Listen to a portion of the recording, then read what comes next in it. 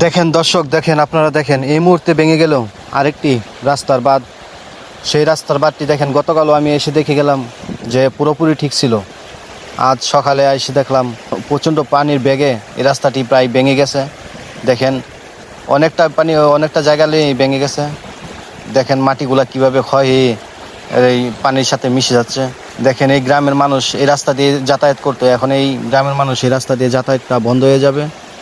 দেখেন এত পানির বেগ দেখে আর কি বলবো, আপনারা সরাসরি না দেখলে বুঝতেই পারতেন না। দেখেন এই ভিডিওটা প্রচুর পরিমাণে আপনারা শেয়ার করে দিবেন। এই যে আপনারা আমার পিছনে দেখতেছেন, এটা হলো যে সুরমা নদী। সেই সুরমা নদীর পানি এইদিকে যাওয়াতে প্রচণ্ড বেগে এই বাঁধটি ভেঙে গেছে। তা আপনারা যারা দেখতেছেন ভিডিওটা প্রচুর পরিমাণের দ্রুত গতিতে শেয়ার করে দিবেন। আর আমার এই পাশে একজন ভাইজান আছে, দেখি ভাইজানে কি বলে এই গ্রামের। কিভাবে ভাঙছে এটা?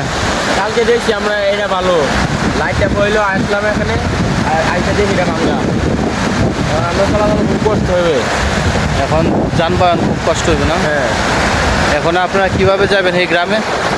এখনো যাওয়া যাবে না, না পারলে ও হেঁটে বিরাজ দিব, আর না হলে ও হেঁটে বিরাজ দিব।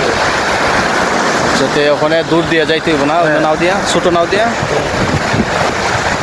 এটা কি প্রতি বছর এইভাবে ভাঙে?